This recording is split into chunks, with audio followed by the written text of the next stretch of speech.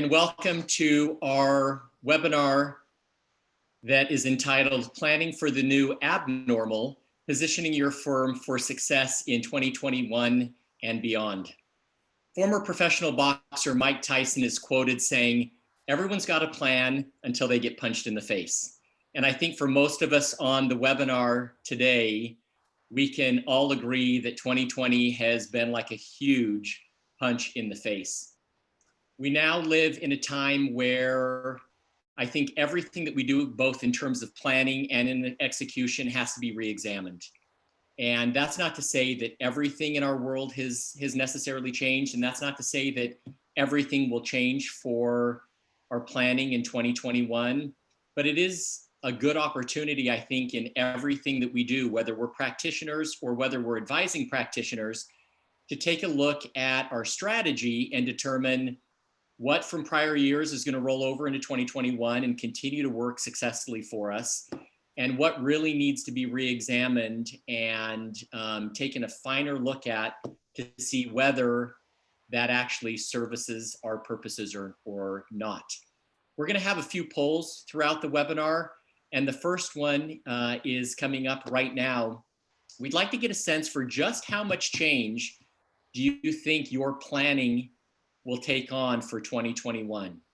And so if you'll go ahead and respond to the poll there, we'll give you some real time result as to how much things are going to change. Hey, Jonathan, there's a message from Lana. I just want to make sure we're good. Lana, is everything all good? Yeah. Okay.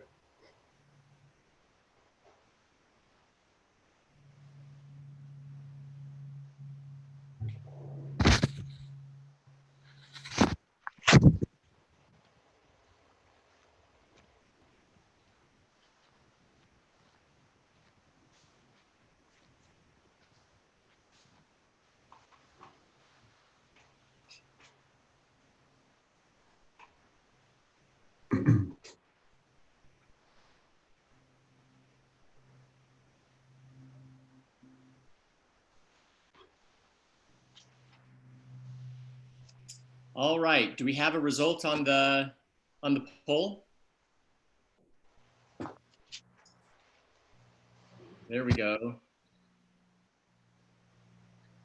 So it looks like it could be as much as 50%, 34% seems to be the kicker right there. Today, it's our intention to provide you with some really great ideas on things you should consider for 2021 from a business development, a marketing communications, and a PR perspective. I'd like each of the panelists to take just a brief moment and introduce themselves. Jamie, can we start with you? Sure. Hi, everybody. My name is Jamie Diafaria. I am the CEO of Infinite Global. We help professional services firms and their clients with a heavy emphasis on law firms. We help them with their communication strategies. That includes crisis and litigation, and as well as design works and a lot of content as well. Jonathan, thank you for setting this up. Happy to be here. Thanks. Jeff. Hi, I'm Jeff Roberts. I am the partner and creative director of Moray Marketing Partners. We're here in Washington, D.C., where there's literally nothing going on this time of year in Washington, D.C. We specialize in law firms, but we also have two other verticals, which is associations and higher ed. Thank you, Jeff. I'm Jonathan Fitzgerald, marketing partner at Equinox Strategy Partners. We do business development, coaching, and training for service firms across the country. I was also in-house at 3 different law firms during my tenure working with professional services firms. And so I think one of the unique perspectives that I bring to the table is understanding the needs and the stresses that some of you may have working within your firm, as well as having that outside consultant's view. My colleague Lana Manganello is also with us. She's been kind enough to assist with our Q&A to make sure that all of your questions are addressed. If we can incorporate them during today's discussion, we would love to do that. Some of them we may have to follow up with you on. She's also assisting us with our polls today. At different times, we'll ask for your thoughts on specific topics and see where each of you kind of fit. The first segment that we'd like to talk about today is how each of us can really capitalize on what happens to be hot in the market. And again, whether you're a practitioner or whether you're advising practitioners, whenever there's disruption or uncertainty in the market, there are always opportunities to gain market share, to utilize new service professionals, to lean on new relationships. And so the first thing that we want to talk about is just exactly how to do that. In one of the polls that I believe you took just a little bit earlier on the call, we tried to identify where you think there is going to be a greater emphasis in your planning for next year. And as we take a look at the results, obviously business development seems to be an emphasis, as well as outbound communication with websites and blogs and social media. There's definitely no doubt that we can definitely do a better job of communicating with our target audiences. From a business development perspective, I think COVID has really highlighted the critical role of personal relationships that we have with our practitioners and that our practitioners have with the firm's clients. It's how intentional we leverage those relationships that is likely to determine how successful we are, not only for the end of this year, but also for next year. When I talk about being intentional, I'm talking specifically about our practitioners having business plans where specific individuals in their network or specific organizations are identified, both at the individual level, maybe at a practice or industry group level, maybe at an office level, definitely at a firm level, but going after specific names of people who you can leverage from a business development perspective. I think being more intentional about biz dev also incorporates the frequency of your outreach. Oftentimes in our business development coaching and training, we'll have practitioners come and say, oh, that person on my prospect list, I spoke to them a couple years ago. They know exactly what I do. We're good to go. And unfortunately, with as quickly as things move today and with as much as has changed, we've got to be in front of key contacts, in my opinion, between 8 and 10 times during the course of a year, key audiences. Those interactions have to be varied. Those interactions have to be more creative than they've been in the past. And those interactions also have to be able to address the needs of those people that we're contacting. I think being more intentional from a business development perspective also means, how do we do a better job of anticipating our clients' needs? For in-house advisors, for the legal and accounting marketers that are on today's webinar, how do you do a better job of anticipating the needs of those that you serve within the firm? And how do you instruct those professionals on how to get out in front of the issues that their clients and prospects and referral sources are going to come across? If we wait for our clients to contact us, we've likely missed an opportunity. It doesn't mean that the opportunity is over altogether, but to get out in front of those issues in a variety of ways, which Jeff and Jamie will talk about here shortly, I think is one way that COVID has really changed the dynamic between the people that are in our networks.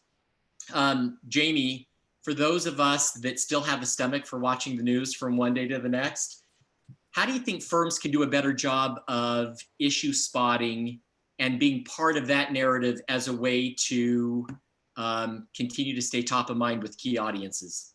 Yeah, it's a good question. You mentioned the word intentional. I'll use the word thoughtful a lot in this, and that's the main point. The era we're in with COVID and the election and a lot of other unprecedented things clearly change the news cycle, and it changes the way that you're going to go about doing what you do. But the process that's behind it is the same as it's always been. And so what I mean by that is firms should always be looking for the next thing that their clients care about and that they should be thinking about and talking about. Right now, those things are just a little bit more obvious, but the process by which they do that, which is talking to clients, reading the room a little bit, what is it that they care about? What should they care about? That's all the same. But right now, what are our clients looking at? One is the election that's been in the news. I don't know if you've seen that. And, I haven't. Yeah, a guy named Kanye is running against a couple guys. So the election is an opportunity. Some people will reflexively, a lot of law firms reflexively will just not talk about it.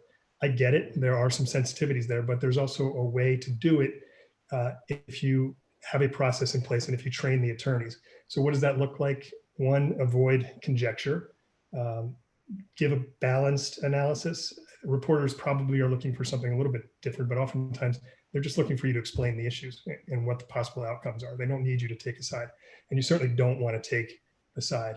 But the other thing is really focus on the stuff that matters to your clients. So within the rubric of the election itself, what is it that your clients are looking to hear from you? There's going to be a lot of uncertainty after this, regardless of who wins. And so you need to anticipate that. And we're talking about the next 30 days, but we're also talking about well into 2021. And the attorneys and the firms that plan ahead a little bit will be the ones that get the most ink and the most valuable ink. Other issues that are in the news, obviously the fallout from the pandemic is going to continue to be big. So we're talking about restructuring, we're talking about bankruptcy, we're talking about PE, but that's not the entire list. I mean, there are certainly things that are relevant to your attorneys and your firms that are not within that list, but that are definitely affected, and you should be thinking about those things as well. Congressional efforts to break up big tech, that could be a thing going forward. And I know there are a lot of firms that just can't talk about Google, they can't talk about Facebook. I get that, but the ones that can have a little bit of daylight. And there's also other content you can create around that. This is not necessarily a news thing, but it's something that firms should be addressing and thinking about, which is the corporate social responsibility angle, the social justice movement. There are firms that are doing a really good job of getting their message out internally and also to some extent externally. I think it's really important that these firms articulate what their culture is and what their values are in a way that they haven't done before. I'll be very candid. Previously, a lot of firms like ours were advising law firms not to talk about these issues, particularly because they just weren't very diverse. In retrospect, clearly that was horrible advice, right? And people need to be taking a stand. I think that's clear now, and firms are pivoting and adjusting. And some firms, I'll name one, Shepherd Mullen, for example, a firm that's done a really great job of communicating their values internally and externally, and they really do a nice job of walking that line. So sometimes that will seep into the public view, but other times it's just more internal, but it's certainly something they should be thinking about. And historically, I think professional services firms, Jamie, have been a little leery about commenting on anything that could be polarizing. But it seems like our world just continues to get more polarized and polarized. And if that's the direction your firm wants to take, you're essentially going to censor yourself because there's going to be nothing you can talk about. I think what you're trying to communicate is find issues that are unique and that the firm is passionate about and that its clients are passionate about, and comment on that kind of information. And at the very least, try to be unbiased as to your approach so that what you're delivering is information. This is the pro, this is the con. I know we've got a client here on the West Coast in California. In the November election, we have a ballot measure that talks about repealing our property tax, how property taxes work in California. It's a very hot button item. And we encouraged our client to do a webinar letting voters know, if you vote yes on this prop, this is what you're voting for. If you vote no, this is the impact to you personally, to business. And I thought the firm did an excellent job of being very down the middle. Obviously, the firm's clients will follow up with the firm's attorneys that we're presenting to say, okay, thanks for that information. You know my business, you know my objectives. Now give me a little bit more opinion as to what you suggest we should do. But at least they're part of the conversation. They're not bowing out. They continue to be part of that. Right, that's exactly right. And you're correct. Firms will run the gamut in terms of how they want to engage on these topics. I think the ones that are a little more niche have some daylight too, because they don't have as many conflicts. And they also have particular expertise that may be more readily able to talk about and target a specific group. It might be a group of 10, but they're the perfect 10, and so you can address them that way. The other thing I would stress is that the firms need to do a good job about capitalizing on this in a way that will support those efforts. So are they putting together strategic industry groups, and are they putting them on their website in a way that will support the media efforts? So credentialing them by having a place people can go and look exactly who the attorneys are in that group, have a series of content around it that's readily accessible. I know Jeff will probably talk about these things as well, but it's one thing to be out there talking about things. It's also another to drive the traffic back to the website and have a place where people can go easily to see all the content in one place. So that brings up a good point. Jeff, anytime there's disruption or uncertainty in the market, it creates new opportunities for service professionals. A lot of the service professionals that we serve have expansive backgrounds. We can't always, as legal and accounting marketers, market everything that the practitioner is capable of doing. And so we try to align the practitioner behind a current market trend or a market need. Do you have any thoughts about how we can do a better job of repackaging our skill set to where it does meet market demands and we do create a pull for our services instead of constantly having to push ourselves onto our target audiences? You're right, John, and Jamie, you're right. One of the things that I always say is, we remember marketing supports business development. So business development sets these objectives or sets these goals. Marketing, to be effective, needs to look at things as what we call ROO, and that's return on objectives. Give us objectives and we can give you deliverables. So when business development has these goals that are putting forth toward the team, or a press release is pushing a certain topic, then that's an objective for us as marketers to create something, right? Giving that pull or that place on the website that Jamie was mentioning. So we're seeing a lot of these landing pages. Landing pages are nothing new, but we're really seeing them pop up more. And they're going to play a bigger role going forward, especially in 2021. But a good example is landing pages based off of COVID. We're seeing a lot of firms that reacted quickly and created COVID task force. Instead of just saying these are certain attorneys that work on this task force, they're putting together blogs or thought leadership pieces. But instead of just putting them out there, creating a landing page for this topic or these people to go to.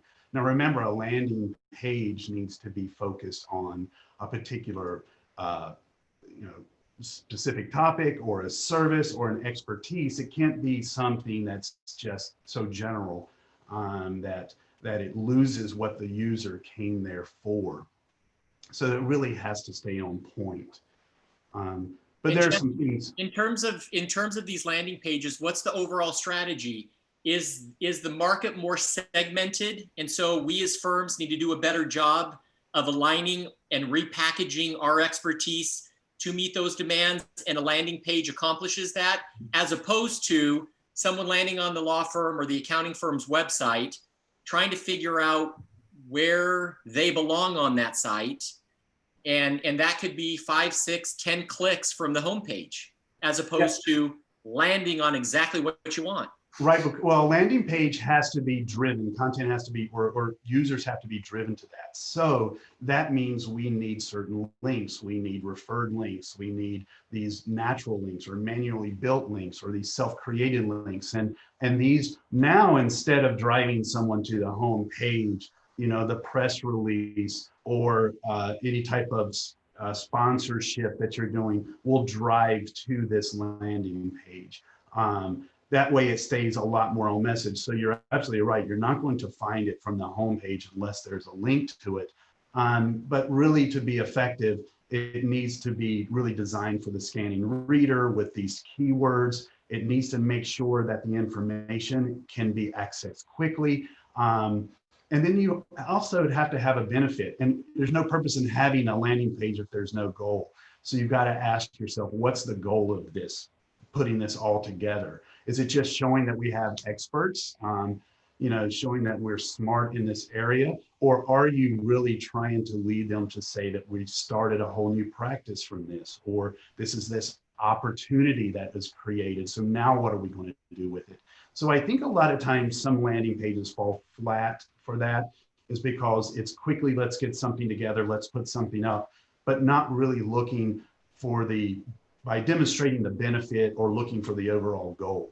You've got to give the reason why the client or the perspective has come there, because you want to make sure that it's worth their investment or you're worth their investment. Great. And Jamie, from a PR perspective, how are you seeing firms repositioning their experts?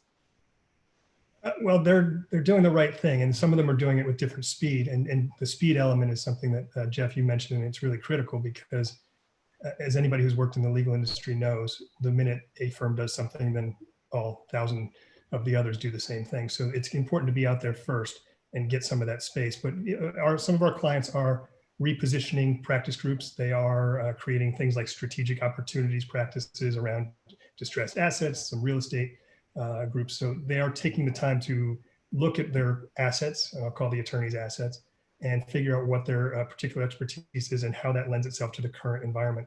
And then they are repositioning those. And like I said, you can use that in a variety of ways.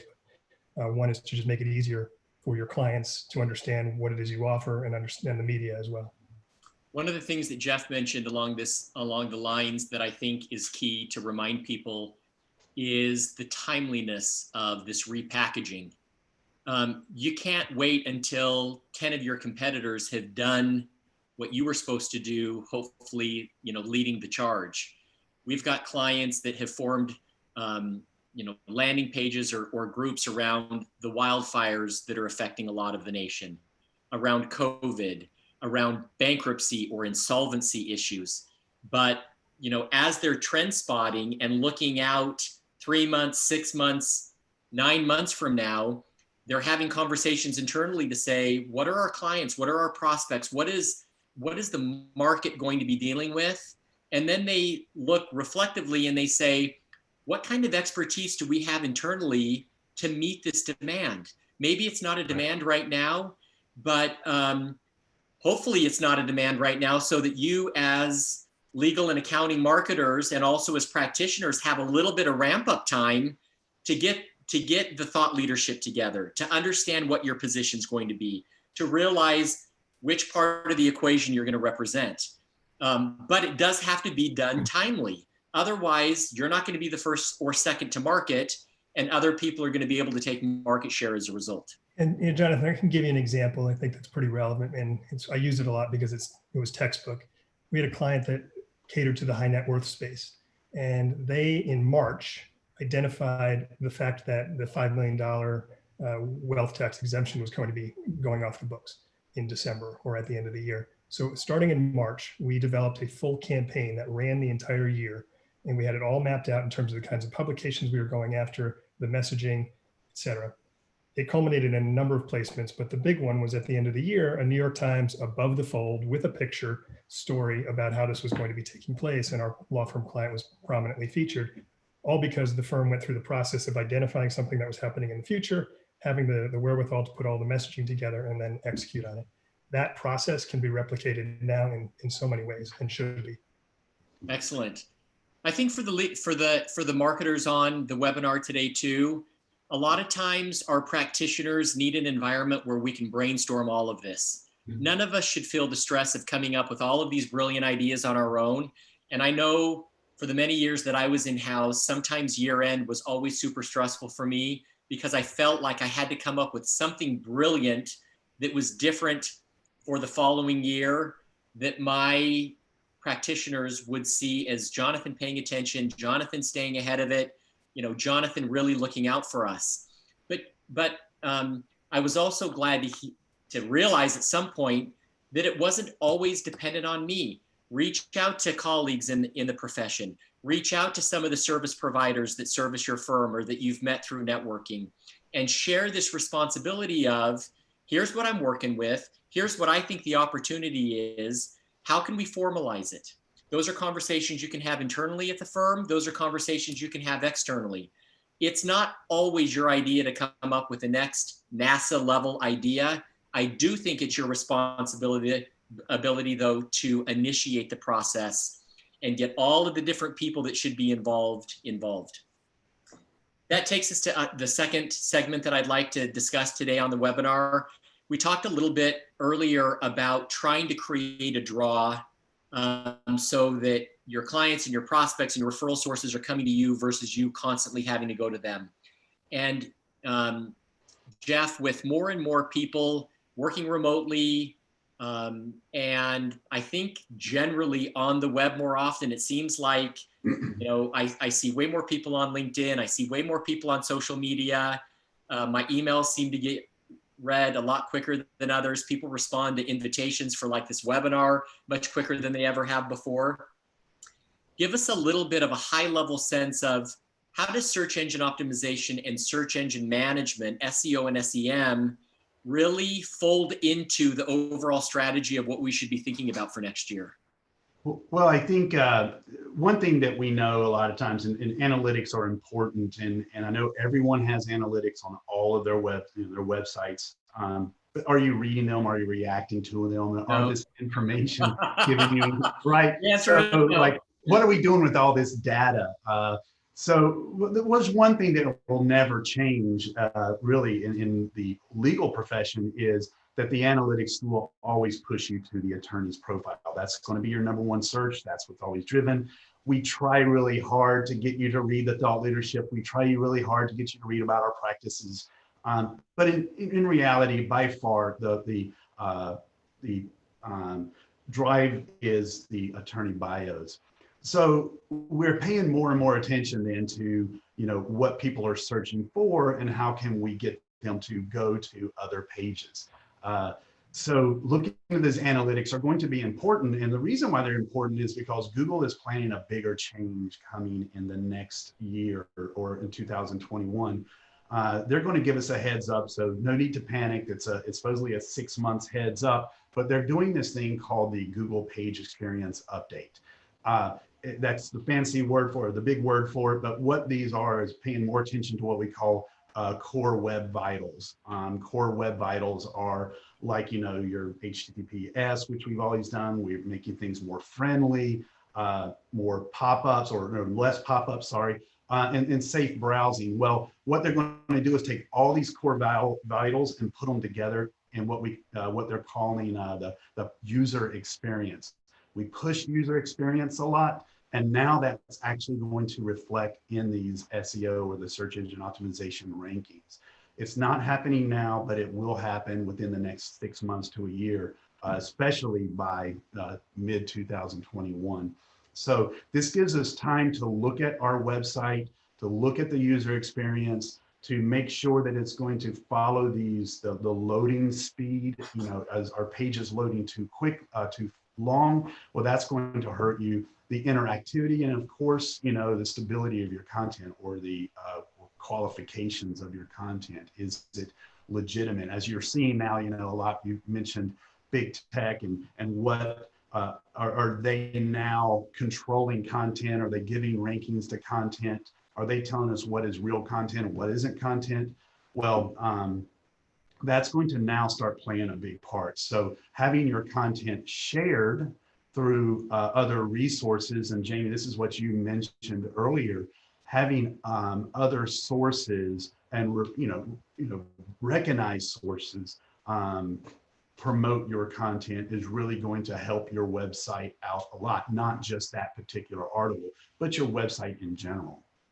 So what I'm hearing, Jeff, is not only is the content that we create and the way we position that content critical to make sure that the right messages are being shared, but even if our role doesn't include anything to do with SEO or SEM, we should also realize that the vehicle by which people are getting to our attorneys or to our accountants or to our professionals, in some cases can be just as key. Who cares if you've got a brilliant tax person or a brilliant insolvency person if that target audience can never find them on your firm website, or there's nothing that ever draws them to what you've got going on? Jamie, how about for you? Other ideas in terms of creating that draw? Yeah, and it's been the year of content. So, COVID has created many problems. It's created many opportunities too. And we don't talk about the positive sides of COVID because there's probably only one, but content is one of them. And so people are being more thoughtful about the kind of content they're putting out. And it's really because there's the options are reduced in light of COVID. The number of events you can go to, for example, have diminished, obviously. So people are spending more time on the content they create. So I think they're being a little bit more thoughtful about what that looks like so that you're not just flooding boxes with nonsense. One thing that we recommend is what my head of digital calls content archaeology. So you've got new content you can create, but there's also a host of other content you've already created that you can tweak a little bit. You can add some keywords, update it for the current times, and repurpose that, put it out on social media, and just make sure that you're getting the most bang for your buck. But the key is to, as always, find out what your audience cares about and stay a step ahead of them. Put together content that can be used in a multi-channel way. So you don't just put it out on LinkedIn. You go to where your audience is and make sure that the content is drawing them back to the site. We talked a little bit about a little earlier in the webinar about polarizing topics. Jamie, what are you seeing firms doing in terms of the social justice movement to not only participate and be part of the solution, but to also educate their target audience on the fact that they are one of the major players within whatever the topic is, and they get the benefit of that? Yeah, and like I said earlier, firms have in the past probably not handled this the way they should have.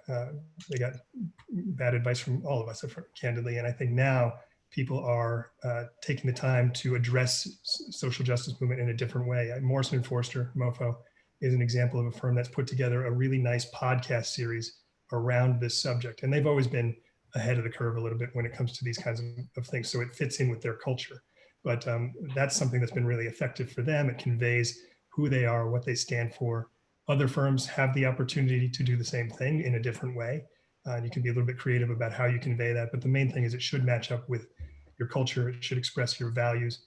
The audiences you're going after, if you think about it, probably less so the media in that particular case, but more recruits, the folks internally, so you retain them, and just it's generally GCs who really care about these things. So it's really important that you can do that, and now you've got the vehicles to do it in a way that's really creative and different. We're interested in how active each of your firms are in terms of outbound communication on social justice issues. Lana, will you put up our next poll that just gives us a sense for, based on your firm's website and outbound public communications, how involved is it in these social justice causes? We'll give you a second to respond.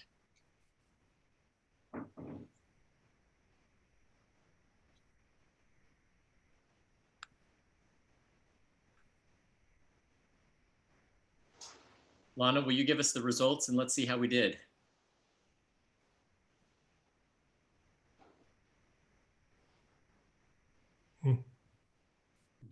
That seems almost the exact opposite of whatever I would have expected going into this. Yeah. Any thoughts on the result of this poll, Jamie or Jeff? Yeah, I'm surprised as well. It's a little, I don't want to use the word disappointing, but I think it's perhaps not surprising given the conservative nature of the industry. It means there's room for improvement. And maybe if the firms that are in the not really category or the ones that stay away, if they can look at some examples of firms that are doing it in a way that is effective and is not scary to them, then perhaps they can see that there is a way forward to do this in an effective and genuine way. Great. And based off of what Jamie said earlier at the starting of this, you know, if more people advise them to do it, then maybe they will. So there are probably a lot that are too scared, you know, like you said, in that lower, not really, or stay far away. Maybe if the other firms did, they would follow. They're either scared or maybe they don't have people advising them on how their firm culture and values can be communicated in a way where they support those causes. I mean, it may just be, hey, we don't really know how to set all this up. Yeah. And it's through using outside resources or getting a committee or something together within the firm that can make more of that come to life. Yeah, I think what you've got is a lot of the old thinking, candidly. And so historically, there's been some trepidation around this because the numbers aren't good. And so firms whose numbers aren't good, which is most of the industry, have historically said, well, I don't have anything to talk about here, so I'm not going to. And then on top of that, I hate to name names, but you've got people like Vivia Chen who write articles that call out firms very directly. And so I think a lot of folks are trying to stay under the radar and off of her lists. And so that's probably some of the thinking, if I had to guess. One of the questions that we have in the Q&A right now centers around video bursts. Jeff, is that something like the effectiveness of video bursts now that people are at home and online more often?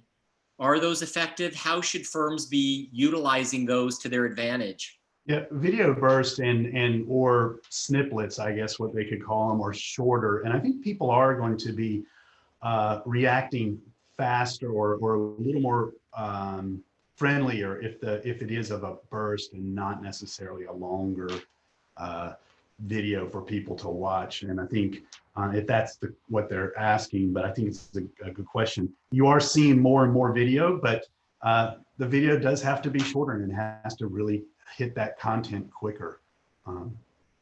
Well, it goes both ways, though. I mean, there is short form that is, as you said, a minute is probably great. Then you've got the longer form stuff that is also still effective. Podcasts that are up to 30 minutes are being consumed pretty voraciously at the moment. And so it always comes down to the interest level of the content itself. If you're it'll be interesting to see how that changes based off of the Zoom fatigue, right? Right. So how will people look at your videos later compared to what they have been looking at in the past? And do they have the time and do they want to stand more in front of the computer? So it's too soon to tell, but I guess we can anticipate that there will be some sort of effect of this. Yeah, and the one thing I'd also add is that you have to consider the fact that there is a huge audience out there that consumes information completely differently, and you've got a ton of tools at your disposal. And so you should use all of them and make sure you've got the metrics in place to see what's working so you don't waste your time on one and to the detriment of another. Jamie, how long do you generally advise people to track analytics before they change course? That's a good question. I don't know if there's a set number. You definitely should give it a little bit of time, but there's two aspects to that. There's the data, which tells you a story, and then you can tweak things. Perhaps it's not so much that people aren't reading your blogs, it's that the headlines are off or that you're not using the right keywords or things like that. So sometimes you want to tweak things a little bit and then see if it's still not working. But the other thing is talk to your clients. You should be on the phone with them periodically anyway. And so as part of that, how do you want to get your information? What do you want to see? In what form? What would be most relevant to you, et cetera? So it should be part of a conversation as well as data. When in doubt, ask. Yeah. Jeff, in terms of, we're talking about SEO, we're talking about creating a poll. We've also talked a little bit about how the major search engines work, how the algorithms change. Just about the time we think we've cracked the code, now all of a sudden Google flips the script and we're back to square one trying to figure out how we can maximize it. In terms of user experience or brand experience between our firms and the major search engines, is there anything that you can share with the group that we should be thinking about for next year? Well, there is something that what Google calls EAT, EAT. That's expertise, authority, and trustworthiness. This is something that they're going to be look at. This algorithm started like last year, maybe even a year or two ago. These become a part of what they call signals. The signals are going to become more and more important. What this EAT or this expertise, authority, and trustworthiness is, this is another part of this algorithm and this ranking, and this is going to be based off of your domain level keywords. So for your practice area descriptions or your industry descriptions or even your bios, how media and press are used and how it's linked to and what type of authority is that giving to. And then of course your social metrics, which we mentioned earlier, landing page activity or your social media. How are things driven to it? And that gives you trustworthiness. So yeah, they are going to rank this. They call this brand strength. That's one of the words that they're using. It's going to be really important on how your brand strength, I mean, the word brand keeps stretching and meaning different things in different industries, but in the brand strength of a website is going to be really important based off of what Google calls EAT, E-A-T. So it's something that marketing team should probably look at, and you can actually do web, you can look at your website now or have someone crawl it and see what type of authority or EAT that it has now. It sounds like Google is wanting there to be more collaboration and more third-party credibility points so that firms aren't just positioning certain professionals and saying this is the end-all be-all in this practice area, But as long as the business community also supports that claim, then your EAT Yes. score is likely to be stronger, and you're likely to be seen as more of the go-to person if not only your organization, but everyone else in your ecosphere also agrees to that. Yeah, and this gets back, I think, what you mentioned earlier is reaching out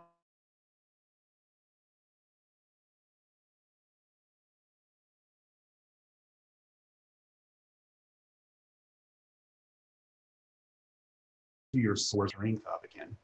This collaboration with the business community at large is all something that we've been coaching on from a business development perspective. Lawyers and accountants and service professionals in general are great about speaking and writing and doing all of these other thought leadership by themselves. Then it seems like for the last 10 years, people are now open-minded to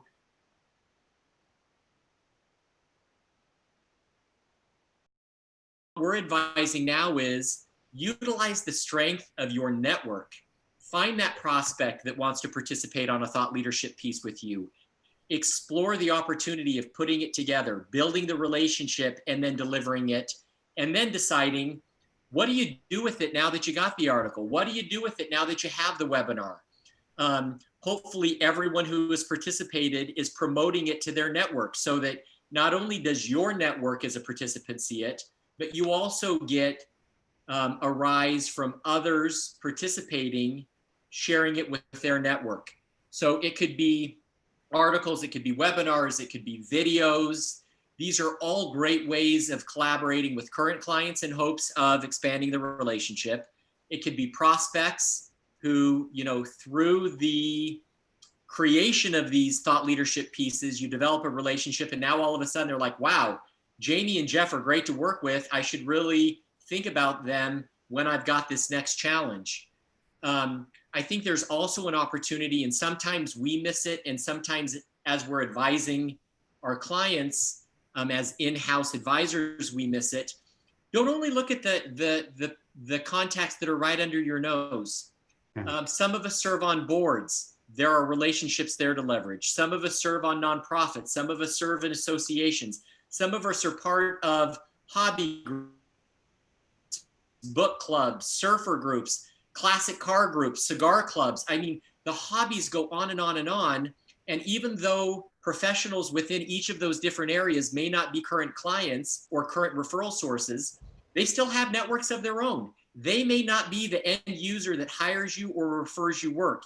It may be someone that they connect you with in their network that ends up bringing that next matter to your practice.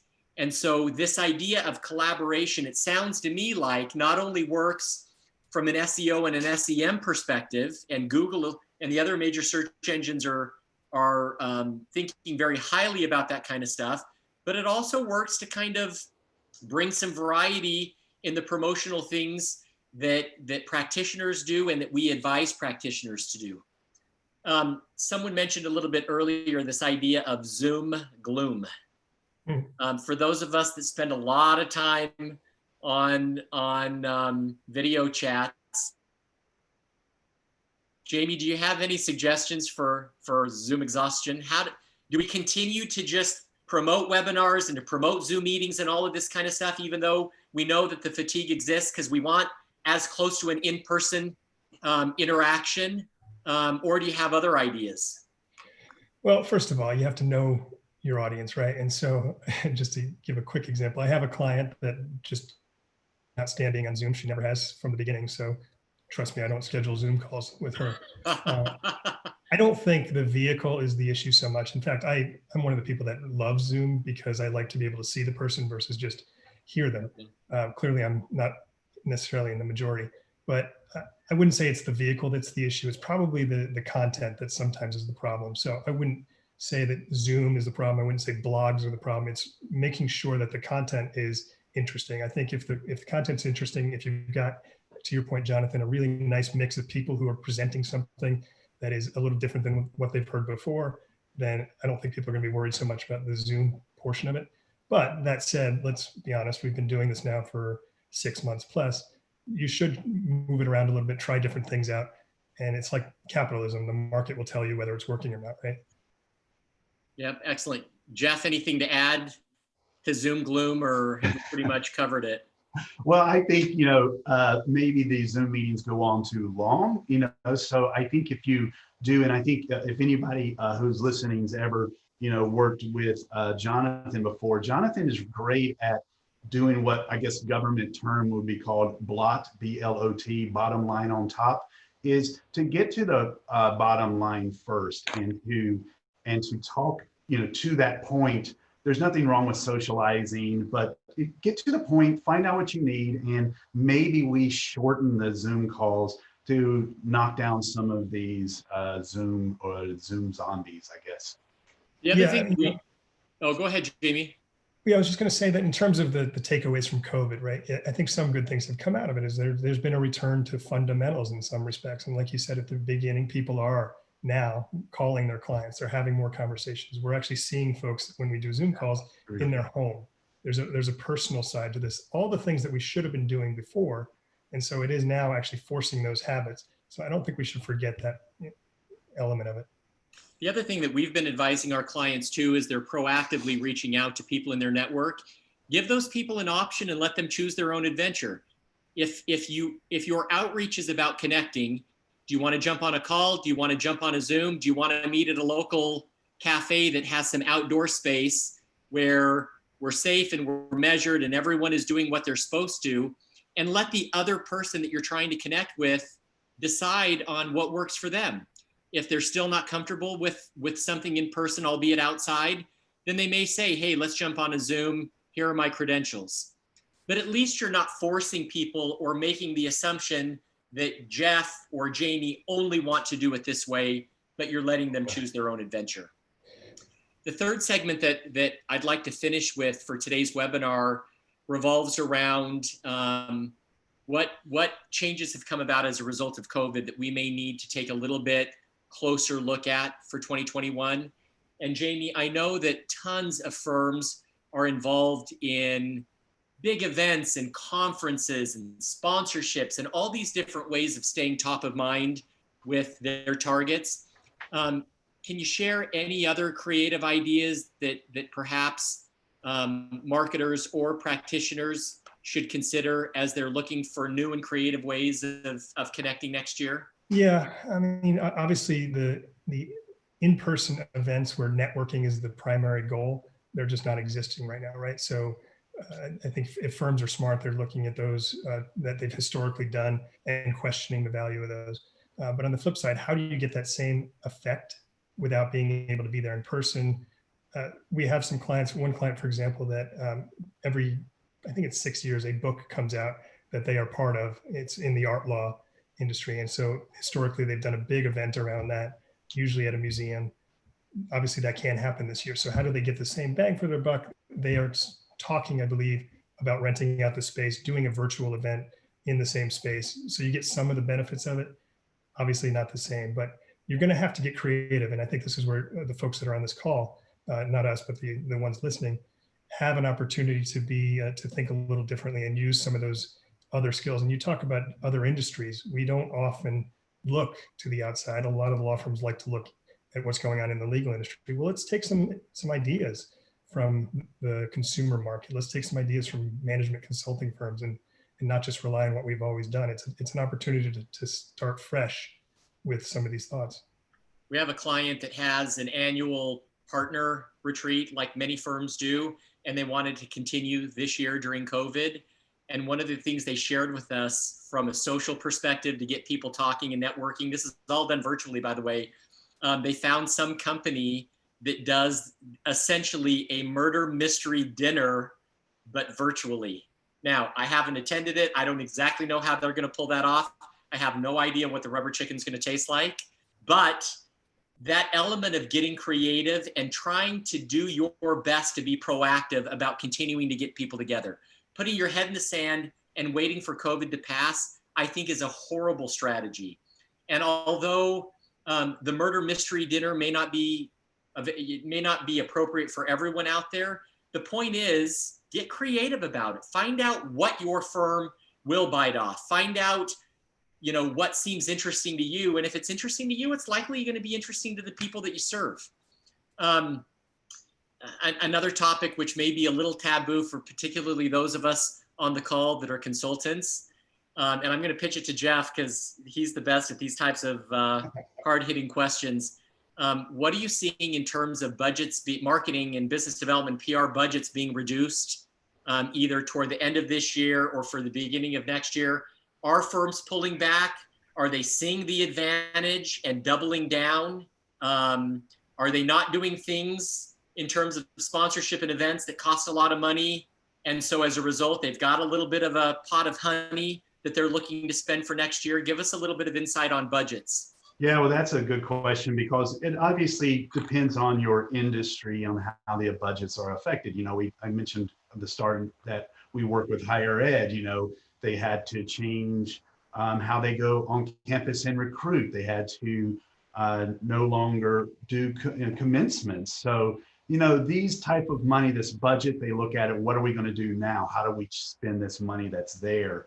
And now even having on-campus classes. So those type of industries do change. The ones that probably affect the legal market is probably the sponsorships and the events more than any. And of course, going out and meeting clients in person. So one of the things that we always fight for, and we tell this to all the marketers, is don't cut your budget in a recession, but just change how you spend it. And the reason you say that is we know once it's cut, it's going to be almost impossible to get it back. And if you do get it back, it could take you a couple of years before you see, because you're not going to say, all right, well, you cut all my money, I'm not going to deliver you with any more services. You can't do that. You're going to try really hard to give them this better service or great service with less of a budget. And I don't know if I was in a partner position, I'd probably say, well, great, why did I need to spend that to begin with if I'm getting the same results? So here's the question though, Jeff. Here's the question that we as in-house people have to deal with, because I've been in that position before. Your marketing partner or your managing partner or someone who you report to, your CMO, CBDO, comes to you and says, Jeff, the board has asked us to reduce our marketing budget by 25%. What are your recommendations? So they don't approach you as though, hey, do you feel like cutting it or not? You're almost given a mandate. So knowing that that's how many of us get approached with this taboo issue, how do you kind of squirm around that to where you're still providing a ton of value, but like you said, anything that they cut is so hard to get back in subsequent years. It is. And I think one of the greatest values that marketers can do during a downturn is identifying these opportunities and capitalizing on them. So let's look at some opportunities that are out there. And I would first present by saying, hey, I know that we've got to cut, but what if, right? Bring some what ifs to them. What if I was able to next year get them to throw in a sponsorship if we don't cut now? Or if we do cut, what if I get 2 for the price of 1? What if I add placements? Well, I can, we were a silver sponsor. They're going to make us a platinum sponsor. And I went ahead and negotiated next year. These type of things, bring the what ifs first and say, maybe we're cutting that budget 25% this year. Are we going to get it back next year? If it is, because I need to know, because I'm already working on 2021 budgets, or I'm working on the next ones. It's good to ask and bring what ifs. So in other words, if you're on the receiving end of that message, don't all of a sudden expect that you've got to go to work for that 25% reduction. You want to hold on to that baby as much as you can. So figure out creative ways of getting more for the money and pitching that as a what if or as a silver lining rather than, oh my God, the world's falling in. Jamie. Yeah. Well, go ahead. I was going to say too, that's an opportunity to look at that marketing funnel, right? Or the sales funnel, right? If the top part is the branding and the positioning, and the very bottom of the funnel is the closing, a lot of the times it's all go right back to, well, we need more closing, we need more business, and they forget the top part. So as a marketer, we really have to fight for that top and even the middle part of that marketing funnel in order for the business development to close on the bottom. Yeah, and I'll go back to the example we mentioned earlier, which all these conferences that law firms typically send people to. And a lot of times, I'm sure people can relate to this. It's an attorney who says, I need to be at this event, never looking at whether there's ever been a client that's come from that, never having an approach to generate business when they're there. So all those things that are now not happening, perhaps they can reevaluate that process in the meantime and use that money that they're saving there to focus on the stuff that actually works. I mean, everybody that's on this call right now has a way of demonstrating return on investment. They're not doing the same thing with those conferences. And since they don't exist, there's some freed up money. Yeah, good point. With the couple minutes that we have left on the webinar, folks, Jeff, can we start with you? And if you can encapsulate our discussion today and give kind of one thing to focus on or one thing to take away, what would that be? I like where this was going with reaching out to your sources. I love that idea. And how do we use those sources to push back to our, to push to our website? Well, we can do this. You know, we mentioned the landing pages, but a lot of times people forget are the email signatures. Many of our clients use their email signatures to promote themselves or the firm within a ward. Why not use that better or smarter by talking about a press release that just happened or a thought leadership piece? Now, I know that a lot of times, you know, emails are driven by a bigger machine, so you don't have that flexibility to change. But even on your own, why not? Why not put that at your bottom? And if it's not a signature, create your own little signature and promote something. So I love reaching out to sources.